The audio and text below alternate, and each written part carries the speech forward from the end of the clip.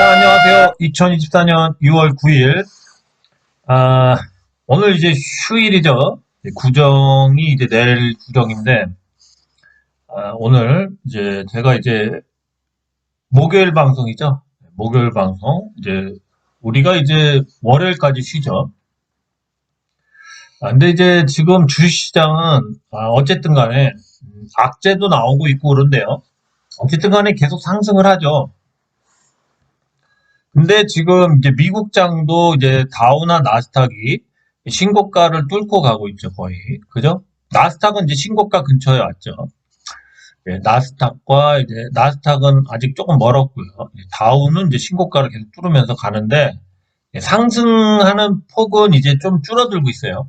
그러니까 약간 이제 조정을 예고하고 있습니다. 조정. 조정을 예고하고 있어요. 그럼 이제 우리나라도 좀 조정을 다시 또 받을 수가 있겠죠. 그죠? 조정을 예고하고 있는데요. 그러면서 이제 우리가 좀 찾아봐야 될 그런 기사들 몇 개 하고, 그 다음에 이제 좀 보죠. 유튜브 이제 뉴스 나온 건데요. SBS 뉴스인데, 뭐, 이런 내용이 있죠. 가계빚 역대 최대, 총량 관리하고 이자 낮추고, 그죠? 가계빚이 최고랍니다. 우리나라 빚이 뭐 가계, 국가, 기업 합쳐서 7천조가 되죠. 7천조. 네, 7천조가 됩니다. 7천조. 굉장히 많죠. 7천조면 많죠. 네, 그래서 이 가계 빚과 이 가계 빚이 근데 뭐 우선 뭐 불안불안하죠. 네, 기업도 뭐 어쨌든 기업은 국가에서 메꿔주니까요. 그래서 이제 뭐 내용들을 보면 다 이런 거죠. 고물가, 저성장기 한국경제 돌파구를 모색하는 YTN에 갖고 서민 경제가 휘청이는데도 역대 최대 규모로 불어난 가계빚도 한몫이다. 그렇습니다. 그래서 정부는 이제 총책 강화에 관리에 나섰지만 이자 부담 완화에 따른 정책 효과가 충돌할 수 있다는 지적이 나오고 있다. 그래서 이제 어쨌든 뭐 경제의 내관인 건 다 아시죠? 여기 보면 경제의 내관이라고 나오죠. 그죠? 보면은 우리 경제 내관 중에 하나가 가계빚이다. 그렇죠? 이거 뭐 다 알잖아요. 그죠? 다 아시는 내용이고. 고금리에도 연일 몸집을 불러 1,000조 원대를 역대 최대입니다. 1,000조가 넘죠, 사실은. 그죠? 국내 총생산 GDP 대비 비율이 100%를 넘죠. 그 내수에 빚이 많아서 돈을 못 쓰는 건 당연하죠. 빚이 많으니까 내수가 침체가 되죠. 빚이 문제죠, 빚이. 빚이 문제입니다, 빚. 네. 그렇죠? 그럼 또 다른 기사 보죠. 네, 이어지는 내용인데요. 뭐 이런 내용이죠. 봄은 언제 오려나? 고물가의 꽁꽁한 서민경제, YTN이죠. 그래서 이제 똑같은 거죠. 빚이 많으니까 고물가. 고물가는 이제 우리나라 이제 아무래도 우리나라는 돈을 풀었죠. 그죠? 돈을 풀면서 유동성이 한마디로 좀 늘어났죠. 그러면서 또 원화의 가치가 하락하고 있죠. 원화의 가치가 하락하고 있습니다. 원화의 가치가 하락하고 있고요. 이 원화의 가치의 하락으로 인해서 지금 발생하는 문제가 환율이 들썩들썩이고 있어요. 다시 환율도 요즘에 이제 계속 얘기가 조금씩 나와요. 환율이 급등할 수 있지 않나. 미국은 지금 5.5, 우리나라 3.5, 지금 2%대. 우리나라가 미국 성립보다 경기가 안 좋죠. 그죠? 미국 주가는 고공행진을 하고 있죠. 그래서 우리가 이제 상식적으로 생각해도 원화의 가치는 더 하락할 거다. 그러면은 이제 수입하는 우리나라가 이 6개월치의 그 석유밖에 없죠. 저장량이. 가스는 3개월치고요. 막말로 우리나라가 해협이 묶이거나 뭔가 환율 급등으로 해서 뭔가 문제가 생긴다면 6개월을 못 버티는 그러한 좀 취약한 구조입니다. 수입을 많이 해서. 물론 그런 일은 없겠지만 그 정도로 우리나라는 이런 석유나 이런 것들이 한마디로 원유가 해외에서 들어와야 됩니다. 꾸준히. 그래서 들어오는 수입품들의 뭐 한마디로 환율 하락에 의해서 그러니까 환율이 급등하는 거죠. 급등함으로써 우리나라 원화의 가치가 하락함으로써 그 수입 물가가 올라가고, 그러면 그거를 가공해서 이제 팔아야 되는데, 그 파는 가격도 올라갈 수 있겠죠. 그죠? 그러다 보니까 이제 특히 과일 값이나 이런 물건 값은 천장부지로 올라가고, 그래서 이제 이렇게 되는 나라들이 이제 대표적인 게 서독과 우리나라고, 그 다음에 이제 또 기사를 또 보겠습니다. 그리고 중국도 기사가 요즘 많이 나오죠. 중국에서는 뭐가 나오죠? 중국 같은 경우는 이제 지금 주가도 폭락하고 있고, 또 헝다 그 뭐죠? 건설 회사 그들의 이제 그냥 파산 절차를 밟고 있죠. 그래갖고 지금 그 중국도 굉장히 힘들죠. 근데 중국보다 힘든 게 우리나라예요, 사실은. 그건 인정을 해야 됩니다. 그럼 또 다른 기사 좀 보겠습니다. 사실은 이제 우리가 좀 주의 있게 봐야 될 거는 이런 내용들이죠. 미 산업용 부동산 리스크 유럽 확대, 금융위기 후 최대 위기. 그래서 미국의 이 지금 상업부동산에 많이 투자한 은행이 최근에 22%가 하락했죠, 주가가. 네, 그렇죠? 그래서 이제 도이치 PBB 채권 주가 급락에 예정 없던 성명, 충당금 늘려야. 그러니까 이제 뭔가 리스크가 위험에 대한 이 리스크가 발생이 되면은 이 충당금을 늘려야 돼요. 리스크에 대해서 충당금을 늘려야 됩니다. 그래서 우리나라도 이제 아까 상매각이라고 있죠. 상각과 매각을 하는 이런 절차들 리스크가 커질 때 이 상매각이 커지게 되면 우리나라 같은 경우도 뭘 해야 되죠? 네, 충당금을 쌓아야 됩니다. 은행들이. 그래서 은행들이 대출 원리금 회수를 하고 하반기로 갈수록 내년은 뭐 엄청나게 회수를 하면서 어쨌든 못하면 굳어놔야죠. 그냥 상매각 하다가. 그죠? 상매각을 한다는 거는 결국 뭐야 이게 부실을 인정하면서 이게 회계에 잡히겠죠. 그 전까지는 안 잡히죠. 그죠? 그래서 상매각이 무서운 거죠. 네, 그렇습니다. 그래서 일본, 스위스 은행들도 타격, 바닥 어딘지 정확히 몰라. 그런데 미국 상업용 부동산은 한 번 터졌었죠. 그죠? 그 은행을 몇 개 말아먹고 이제 뱅크런 발생하면서 급히 이제 국가에서 불을 껐죠. 무제한 그 보증을 해주겠다.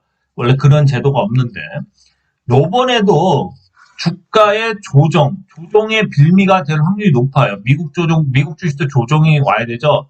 그래서 미국 주식도 조만간 조정이 올 거다. 그 조정의 시나리오의 그거는 얘네도 지금 은행이 한두 개 또 날라가게 생겼어요. 몇 개가. 그래서 미국의 이 상업부동산 때문에 주가가 이제 고점에서 빠질 거다. 빠지는데 뭐 쭉 빠지지는 않고 분명히 요번에는 어쨌든 이 땜빵을 할 거다. 땜빵.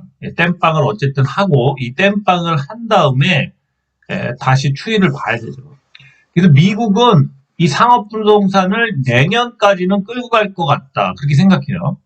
그래서 내년 초가 됐든 어쨌든 미국도 한번 터지지 않을까 생각을 합니다. 금융 리스크. 이 상업부동산 터지면 얘네들도 아마 이거 상업부동산과 연계된 이 파생상품이 굉장히 많습니다. 옛날에 모기지 같은 것 같이 이런 걸 자꾸 유동화시키죠. 예, 이렇게 한마디로 유동화되지 않는 그런 부동산들을 채권이랑 이런 거랑 연결을 시켜갖고 파생상품을 만들면서 그거를 이제 ABS 증권이라고 그러죠. 유동화 증권을 만듭니다. 그래서 그 파생을 만들어서 배수도 올라가고 그 레버리지를 자꾸 쓰게 되죠. 그래서 터지면은 어디가 얼마큼 터진지 알 수가 없어요. 그러면서 피가 싹 마르면서 금융위기가 오는 거죠. 그죠?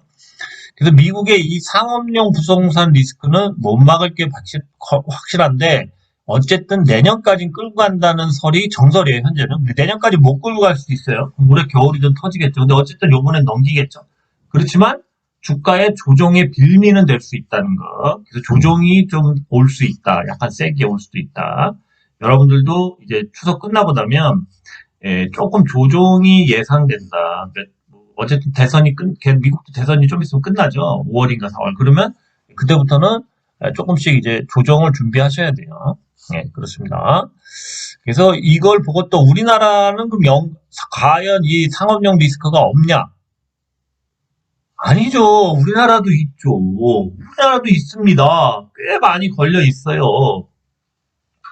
거기서 이제 신한은행이 요즘에 좀 부실이 드러나서 신한은행에 대한 그 안 좋은 뉴스들이 많이 나오죠. 자, 4.1조입니다. 1,300억, 이걸 상매각을 했다. 손실 처리했다는 거죠. 작년에. 그죠? 그래서 뭐, 별거 아닌 것 같이 이제 얘기를 하죠. 그죠? 신한금융도, 그래서 이제 뭐, 이런 게 있습니다. 그리고 이제 보시면은, 이렇게 돼 있죠. 미국 상업용 부동산 관련해 위험한 상황이라고 인식하고 있다. 위험해요. 여러분도 인식하셔야 돼. 왜 그냥 미국이 언젠가는 무너지거든, 미국도. 쟤네도 모래 위에 쌓은 거야. 쟤네도 무너지는데 내년까지 끌고 가주면 그때까지 주식하면 그냥 떼끼리 하는 거죠. 그죠? 지금까지 충분히 손실 인식을 하고 있기 때문에 향후 손실 크기는 제한적일 것으로 예상. 그죠? 얘는 예상일 뿐이죠. 그죠?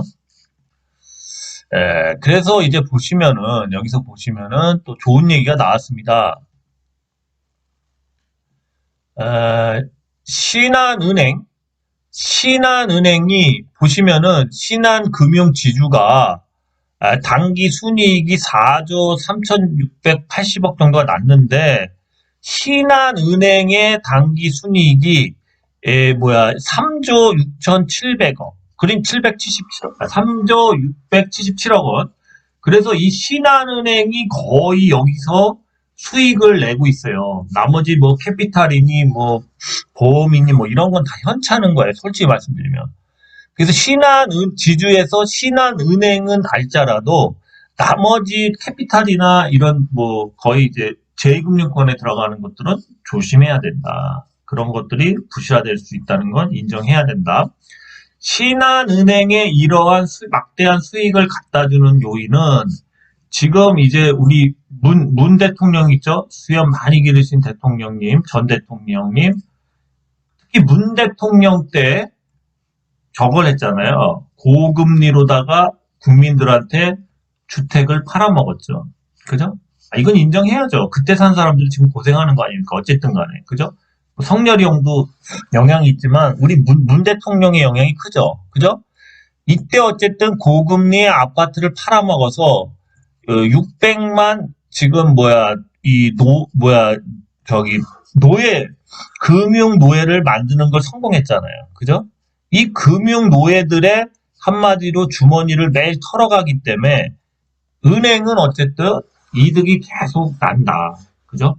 그런데 얘네들 중에 이제 탈락하는 애들이 나올 거다. 뭐죠?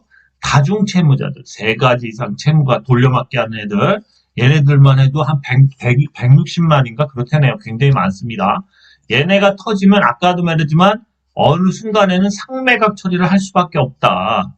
그래서 이 상매각 처리를 함으로써 손실이 잡히게 되고 이런 리스크를 위해서 얘네들은 대성 충당금을 쌓아야 한다. 그래서 이 알짜 회사들도 한마디로 다중채무자들이 무너지는 시기에는 어쨌든 못 버티는 사람들이 계속 나올 수밖에 없잖아요. 그죠? 금리가 저는 내년이나 내후년쯤에는 최소한 10%는 넘는다고 봅니다. 우리나라 금리. 제가 그래서 코픽스 자녀 그 금리를 계속 보죠. 10%가 넘을 거예요. 대출 금리가. 그러면 2%대 받았던 사람들, 좋습니다. 2%는 좀 그렇다 치면 3%라고 칩시다. 3% 받았던 사람들은 아직까지 대출금리가 4에서 5% 정도 됩니다. 좀 낮은 데는 5점 몇 프로, 그래서 6%는 많이 안 나오는데 거의 2배가 좀 못 뛰었는데 만약에 10%대가 된다면 2배가 아니라 3배가 뛰는 겁니다. 그러면 이제 몇 억 단위이기 때문에 3%대에서 거의 이제 2, 300을 낸 사람들이 4, 5%대가 되면 뭐 한 500에서 뭐 플러스 마이너스 하겠죠. 뭐 450이든. 근데 이 3배가 됐을 때는 거의 한 달 이자가 2, 300을 내던 사람이 600에서 700을 내야 됩니다. 그럼 한 달에 순수익을 6, 700씩 남기는 사람이 과연 몇이나 될까요? 그래서 많이 아웃될 거예요. 막 대출이 몇 10억 단위 막 이렇게 빌린 사람들, 하여튼 많이 빌린 사람들은 다 나가 떨어지게 돼 있어요. 이 10%대, 저는 10%가 넘을 거라고 보지만 10%로만 그냥 얘기하겠습니다. 내년이나 내후년 분명히 저는 내년 아마 하반기 전 오기 전에 10%가 넘을 거라고 봅니다. 대출금리가. 예, 그거는 뭐 우리나라 지금 환율이랑 뭐 여러 가지 공부해 보면 대출금리가 10%가 넘을 수밖에 없습니다. 그래서 이 금융노예, 우리 문재인 형님께서 우리 전 대통령께서 만든 이 600만이 은행을 먹여 살리지만 은행 역시도 이 상매각으로 생기는 이 부실에 대한 거를 메꿔야 되기 때문에 넉넉하지 않다. 그래서 은행같이 그나마 이런 아마도 노예들이 받쳐주는 이런 이자 10%대까지에 대한 이자에 의해서 어쨌든 버텨나간다. 어쨌든 돈 버는 사람은 그래도 끝까지 가겠죠. 아무리 불경기고 뭐고 간에.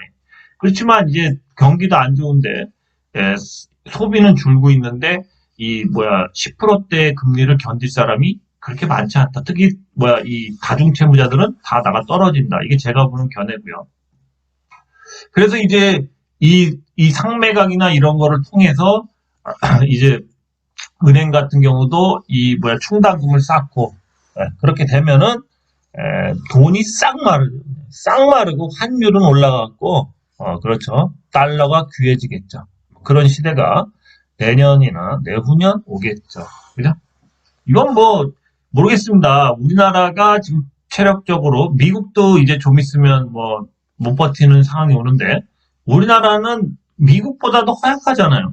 그러니까 미국보다는 우리가 먼저 터져야죠. 독일이나 우리나라가. 뭐 중국이 먼저 터질 수도 있겠죠. 중국은 우리보다 늦게 터지겠죠.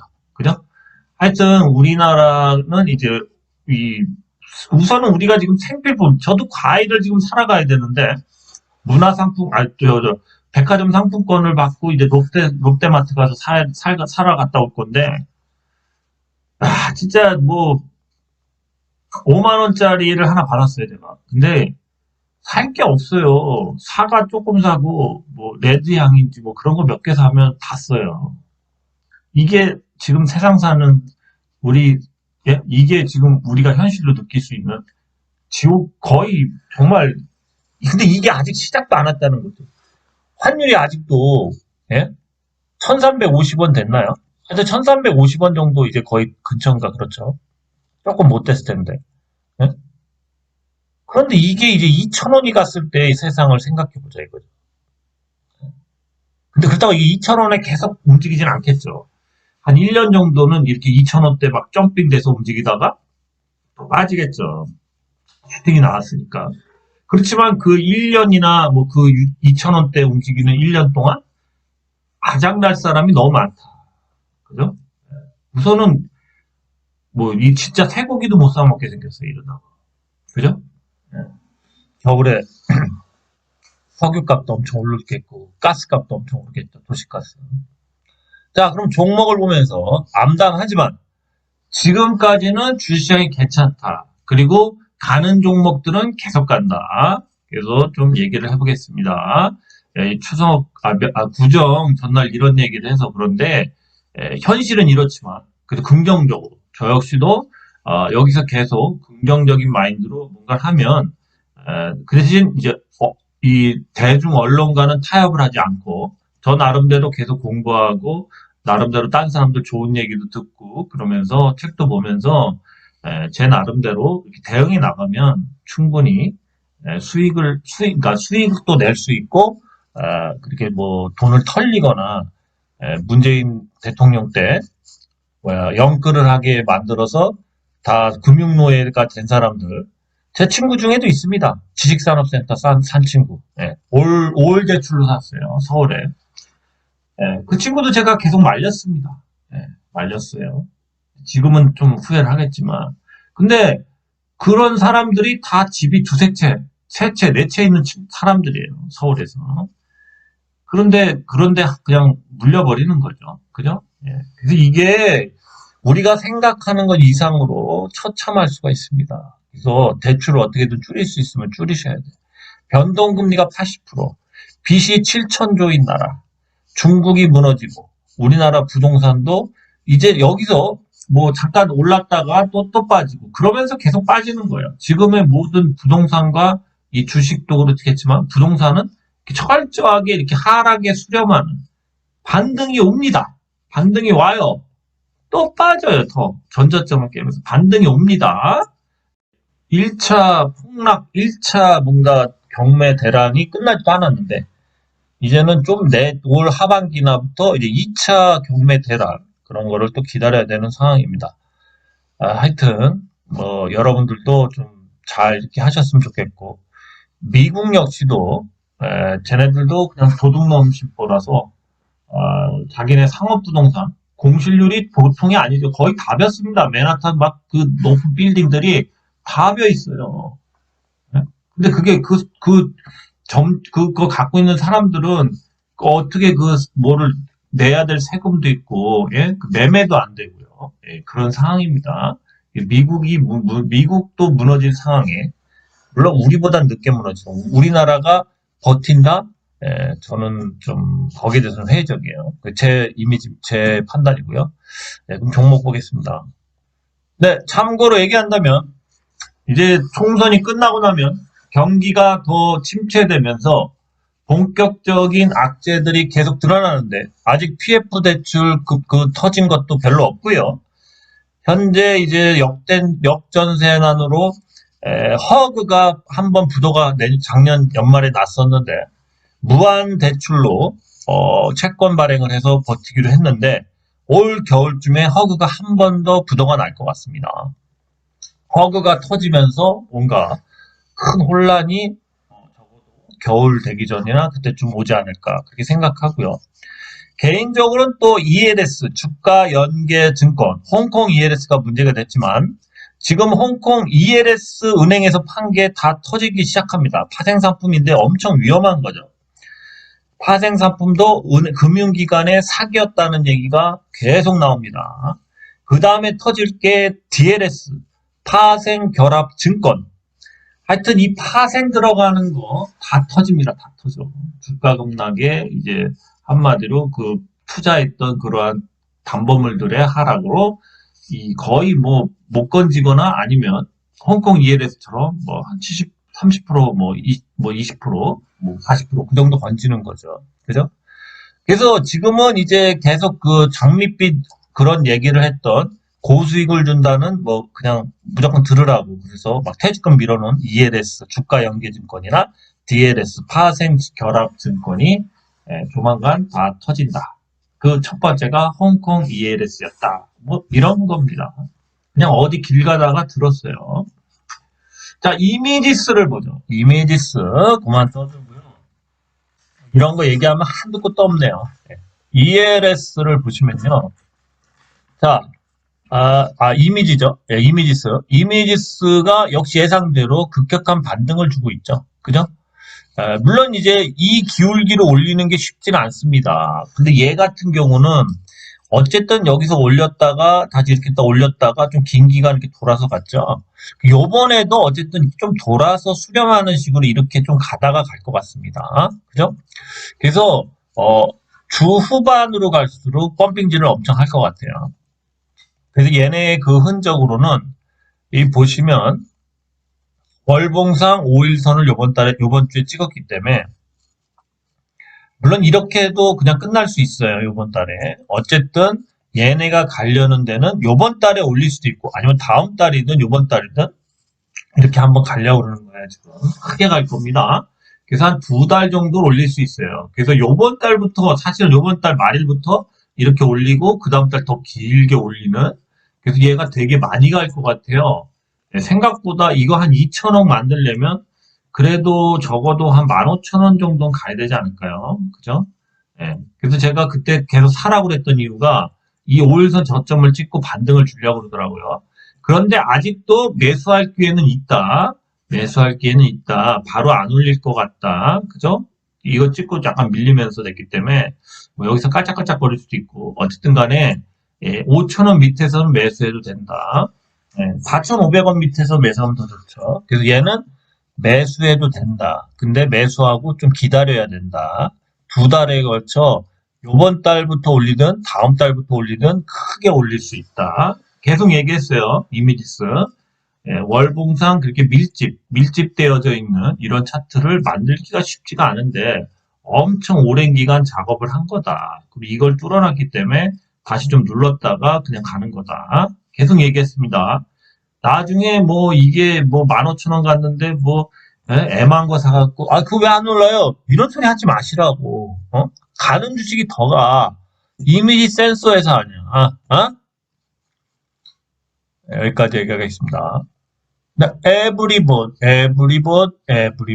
자, 에브리봇 보셨죠? 예, 이런 식으로 그냥 막 갑니다. 근데 여기 갭을 띄었죠? 이제 조정을 예고한 거예요. 이런 주식들은 한번 눌러줘야 돼요. 5일선까지라도 최소한. 21선이든. 한번 눌렀다가 장중 조정을 줄 수도 있지만 요번엔 한번 꾹 누를 것 같아요. 누르면은 뭐 막 이렇게 돌려서 가질 않고 얘 같은 경우는 그냥 거의 이렇게 눌렀다가 바로 또 이런 식으로 또 간다. 지금 굉장히 급하게 가고 있습니다. 뭔가 이 발표가 나기 전까지 시청을 맞춰 놓으려고 그래요, 어제. 그래서 되게 급하게 가죠? 예, 근데 여기 이격이 있기 때문에 한번 누르겠다는 사인이에요. 이거 누를 때 들어가시면 돼요, 에브리버. 여러분들이 이렇게 가는 주식은 일반적인 상황이 아니야. 눌러줄 때 들어가야 돼. 이런 주식들이 이렇게 가는 이유는 뭔가 대기업의 지분 투자나 대기업이 인수하는 그런 뭔가 큰 그림이 있는 거라고. 이런 거는 이 발표가 난 다음에도 2배에서 3배가 더 가기 때문에 그냥 들어가도 돼요. 눌림목에서 그 대신. 예, 에브리봇이었습니다. 네, 시스템 반도체, 비메모리 관련 대장주 한미반도체가 상한가를 갔죠. 아, 멋지게 갔습니다. 얘는 참 이렇게 조용히 가다가 골 한번 파고, 그죠? 쭉 가버렸어요. 그죠? 멋지네요. 예, 그죠? 주봉을 볼까요? 아, 주봉도 멋지네요. 예, 이런 게 무서운 거죠. 사실은 이제 여기서 11,000원, 11,000원 정도 하다가 이렇게 갈 때 엄청 간 거죠. 그래서 거의 5만원, 6만원, 한 5만원대까지 다이렉트로 올린 다음에 그 다음에 여기서 가다가 이제 여기서 이제 진짜 터는 거죠, 이제. 예? 진짜 진검승부는 여기서 어디까지 가느냐죠. 그죠? 예, 그렇습니다. 그래서 주식을 길게 보고 사이클을 보고 하는 거예요. 사실 한 1년 정도 보고 하는 거네요. 그죠? 그래서 여기서부터 여기 올릴 때는 뭐 많이 안 털고 뭐 일부만 털 수도 있고 어쨌든 간에 개미들은 다 도망갔죠. 예, 그래서 여기서 한번 더 올리면서 여기서 이제 터는 거죠. 여기서 단타로 대응해야지 여기 들어가서 뭐 오래 가겠다 뭐 그런 사람들은 주식하면 안 돼요. 이런 사람들은 그냥 이 맨 위에 갇혀갖고 꼭대기 갇혀서 맨날 살려주세요 분석 좀 해주세요 맨날 이런 사람들이에요. 그런 사람 되면 안 됩니다. 이건 끝난 주식입니다. 제가 그랬죠. 이런 상승을 끝난 주식은 앞으로 세력이 올릴 그런 재료가 없다. 그거는 끝난 주식이다. 그러니까 차익 매매 하는 사람은 이렇게 시세 분출을 완전 단계적으로 이렇게 한 주식은 들어가면 안 된다. 그죠? 단타로 이런 데서 한번 먹을 수는 있어요. 한미반도체 한번 갖고 와봤습니다. 멋지죠? 그래서 우리가 주식을 할 때는 이거 월봉을 보면 아시겠지만 이런 주식들을 해야지만 크게 먹는 거예요. 그죠? 보시면 이거 되게 겁나죠? 예, 여기서 눌림목에서 여기까지 갔는데 여기서 안 내리다가 가죠? 그럼 여기서 가는데 뭐 이만큼 가고 끝나겠어요? 아니에요. 적어도 가도 다음 막 이 정도까지 갈 수 있다. 다음 달까지. 그죠? 최소한 이 거리 이상은 간다. 이 거리 이상은 간다. 한미반도체였습니다.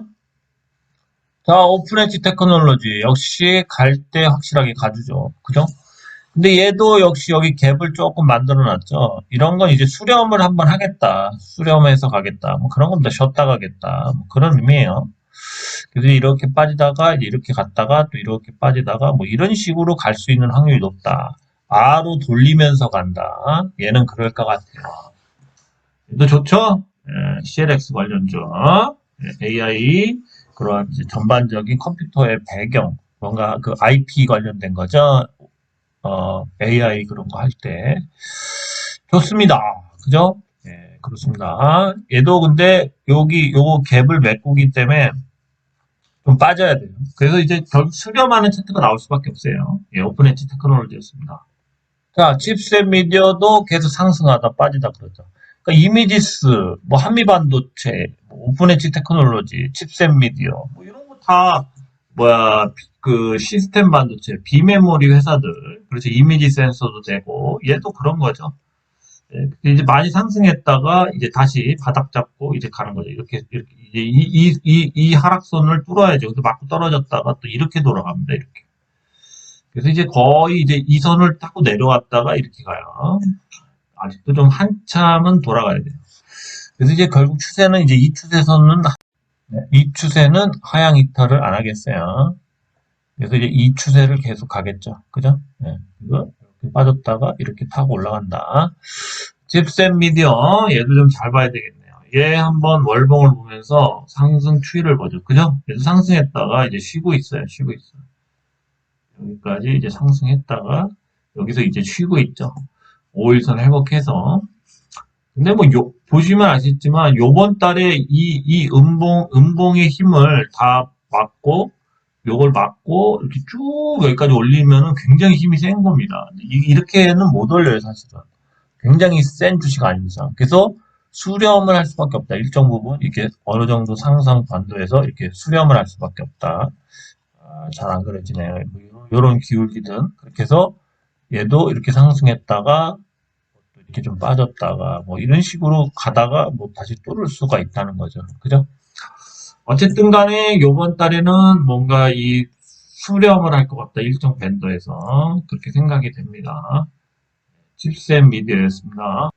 번너, 인디아 장품, 색좌 장품, 미국, 유럽, 북미에서 많이 팔리는 지금 수출이 잘 되는 회사죠. 이런 회사들 나중에 만약에 환율을 오르면 좋죠. 달러 많이 벌어오니까. 그죠? 얘 역시도 이제 바로 올리긴 버거우니까 계속 돌리려고 그러죠. 뭔가 돌리려고 합니다. 계속. 네, 이런 주식들이 이제 좀씩 돌리면서 뭔가 이제 방향성을 모색하는 거죠. 그죠? 네, 그렇습니다. 그래서 이제 바로 이렇게 꺾어서 못 가니까 계속 이렇게 맞다가 뭐 이런 식으로, 여기서 이제 이렇게 갔다가 뭐 이런 식으로 계속 갈 수 있겠죠. 그죠? 네, 이런 식으로. 그죠? 하여튼 그래서 좀 돌려서 올라갈 확률이 높습니다. 본주도 실적이 우량주기 때문에 주가를 어느 정도 선까지 좀 맞춰놓지 않을까 그렇게 생각합니다. 본주였습니다. 본주. 네, 위더스 제약이 이제 조금씩 이제 양봉을 내면서 오늘 중요한 건 5일선을 회복을 했죠. 그리고 이제 21선을 찍고 빠졌습니다. 다음 주에는 이제 요거를 찍고 빠지겠죠. 그죠? 요걸 찍고선 빠지겠죠. 그죠? 그래서 계속 이제 뭔가 약간의 이제 돌리려고 하는 분위기가 보여요. 그죠? 그렇지만 천천히 돌린다. 그죠? 큰 상승은 안 나온다는 거. 원래 이렇게 한번 쭉 나올 줄 알았는데 큰 상승이 안 나오네요. 이렇게 몸통이 나오고. 하여튼 뭐 계속 지금 가격대는 그냥 풀배팅해서 기다려야 되죠. 그죠? 기다리다 보면 언젠가 이제 이렇게 돌려서 그죠? 이런 식으로 뚫어서 가겠죠. 그죠? 네. 그래서 큰 상승은 2월 말이나 3월 달에 나오지 않을까 그렇게 생각합니다. 그래서 3월 달까지 푸근하게 있어야 되지 않나 생각합니다. 그리고 뭔가 내부적으로 뭐 그 GMP인가 뭐 그 의료기 생산하려면 햅섭처럼 그 인증을 받아야 되죠. 그게 아직 안 나왔다라는 말도 있는데 그게 아직 안 나와서 삼상 신청을 안 할 수도 있죠. 예. 뭐가 정답인지 모르겠는데 하여튼 간에 조만간 뭔가 신청을 할 확률이 높죠. 그죠? 예. 그래서 그냥 기다리는 사람들은 기다리는 것도 나쁘지 않다. 위더스 제약이었습니다. 네, 해성 TPC가 조정이 나왔죠. 조정이 안 나올 듯 나올 듯 하다가 장중 조정으로 끝났었는데 오늘 조정이 제대로 나왔죠. 근데 이제 사실은 이 조정이 굉장히 양호한 조정입니다. 양호한 조정. 그죠? 네. 5일선 위에서 끝났죠. 그죠? 사실은 이제 여기에 뭐 도지가 하나 나온다던가 도지가 나오고 뭐 쭉 올린다던가 어쨌든 간에 이 장대 양봉을 기다리는 거예요. 예, 그렇죠? 뭐 기사 같은 거 나오면서 장대 양봉, 그죠? 상한가도 나올 수 있는 자리예요. 그래서 사실은 굉장히 기대되는 차트다. 별표가 한 개, 두 개 곱하기 좀 애매한데 세 개, 여섯 개네. 별이 굉장히 중요한 자리예요. 그래서 이제 해성 TPC가 급등을 할 것 같다. 뭔가 기사가 나올 때가 됐다. 뭐 안 나올 수도 있지만 이 음봉에서 많이 털렸을 것 같아요. 그래서 이제 이제 이렇게 한번 쭉 쏠려는 것 같습니다. 그죠? 뭐, 어쨌든 뭐, 요번 달 아니래도, 요번 달 조정을 줘도 다시 상승합니다. 그래서 이 차트의 힘은 어쨌든 뭐, 여기까지는 찍고 빠진다. 그래서 여기서 던지고, 또 뭔가 인수하고 이렇게 되면 여기서 또 두세 배 더 갈 수 있다. 그래서 그 나머지 반은 뭐 계속 더 가져간다던가, 뭐 이런 식으로 해상티 PC 보유하신 분 있죠? 그렇게 하시면 돼요. 예. 그러니까 좀 크게 드실 생각을 가십시오. 월봉을 보시고, 이렇게 매일같이 뭐 빠지고 올리고 이런 거에는 이제 신경 쓰지 마십시오. 그런 거 어차피 플러스 나셨을 텐데, 그런 거 신경 쓰면 주식 못해요. 예. 이제 그냥, 아, 5일선만 안 깨고 계속 올리고 있구나. 심한 경우 5일선을 일봉상에 그 깨고서 깼다가 다시 그 바로 5일선을 회복하면서 급등할 수도 있는, 예, 그러한 또 속임수 차트도 나올 수도 있는 그런 위치입니다. 그러니까 뭐 한번 기다려 보시죠. 여기까지 이렇게 그냥 말없이 올렸는데, 예, 지금 뭐 그냥 갑자기 말없이 도망가는 것도 웃깁니다. 뭔가 이탈을 하는 그런 분위기는 없죠. 네, 해성 TPC였습니다. 어쨌든 좋은 성과 2만 원까지 좀 냈으면 좋겠습니다. 네, 그 다음에 유로메카도 이 대기업 M&A가 나오죠. 그죠? 이런 주식들이 좋은 겁니다. 이렇게 돼서 여기서 바로 꺾지를 못하고 좀 이제 아로 돌리면서 이제 이런 식으로 가려고 하는 거예요. 시간이 좀 더 있어야 돼요. 한 열흘 정도, 열흘에서 8일 거래일수로, 그죠? 그 정도 최소한 있어야 돼요. 열흘 정도는. 유로메카는 열흘 정도 후에 급등을 하는지 한번 지켜보죠. 유로메카였습니다. 네, 삼청당 제약도 호재적인 기사나 그런 얘기들이 많이 나오죠. 그래서 한번 차트 갖고 왔습니다. 좀 상승을 했길래. 그죠? 많이 빠졌네. 일봉상, 주봉상. 주봉상은 지킬 가격을 지켰네요. 예. 사실 이렇게 지키는 게 좋습니다. 그리고 이제 뭐 아직까지 큰 문제는 없어요. 차트상에 뭐 큰 문제는 없습니다. 조금 더 주봉상에 좀 더 이렇게 횡보를 해주면 더 좋겠죠, 차트가. 그죠? 예, 이렇게 가야 되니까. 조금 더 횡보를 할 확률이 높죠, 주봉상. 월봉을 볼까요? 그쵸, 월봉상 봤을 때는 바로 올리긴 좀 버겁죠. 다음 달쯤에 좀 올리면 괜찮겠죠. 왜냐면 이게 거의 이게 쌍봉이죠. 쌍봉해서 바로 올리긴 좀 그렇고요. 도지 나오고 뭐 다음 달쯤 이렇게 좀씩 올리면서 쌓아 올리면 괜찮겠습니다. 이렇게 강한 하락, 강한 쌍봉의 하락이 나온 다음에 월봉상 바로 올리는 건 좀 힘들어서 여기서 이제 휴지기가 도지나 뭐 이런 게 나와서 살짝 올린 다음에 그다음부터 조금씩 올릴 수 있는 그런 이제 여기서 이격이 좀 벌어졌으니까 그죠? 그렇습니다. 예, 3,000단 계약 다음 달이 더 재밌을 것 같아요. 네, 여기까지만 하겠습니다. 뭐 ST큐브도 바이오업체인데 이것도 할까 했는데 실적이 안 좋아서 뭐 관리 종목 그 지정 사유가 하나 있어서 굳이 이런 것까지 해야 되나. 물론 이제 상승을 하는 거를 봐서는 얘기를 하고 싶지만 좀 실적이 좀 그래서 이 종목은 뭐 얘기를 안 하겠습니다.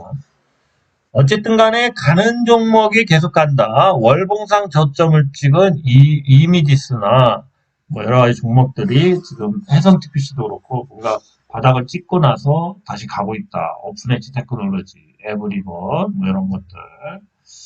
그리고 이제 최저 바닥인 데서 반등하는 위더스 제약 이런 것도 있고요. 그죠? 본느 실적주, 예, 리노스 같은 경우도 뭔가 이제 꿈틀거린다. 뭔가 그럼 리노스는 뭐야 다음 주에 뭐가 있죠? 저기 뭐야 오픈 폴라리스 AI로 사명이 바뀌죠. 수요일 날 바뀌어요. 예. 그래서 혹시라도 이 폴라리스 AI로 사명이 바뀐 다음에 주가가 혹시라도 화요일 날 장을 열었을 때 주가가 만약에 상승한다면 수요일 날 이제 폴라리스 오피스로 이제 기사가 대대적으로 뜨면 뻥 올렸다가 슉 빠질 수가 있어요. 그래서 이런 고점에서 잘 정리하시기 바랍니다. 화요일 날 급등한다면 수요일 날 기사 나오면서 재료 노출해서 우선 정리하고 바닥에서 다시 잡는 그러한 작전을 쓰시기 바랍니다. 네, 리오스는 다음 주에 이제 기회가 있는데 제 생각엔 이제 화요일날 급등하면 수요일날 기사 나오면 팍 올려줄 때 매도를 쳐야 되지 않나 그렇게 봅니다. 물론 다르게 생각하시는 분들은 다르게 대응하시고요. 제가 보는 견해는 그렇습니다. 예, 오늘 여기까지고요. 어쨌든 다음 주에도 좋은 수익을 얻기 바랍니다. 예, 감사합니다. 구정 잘 보내세요.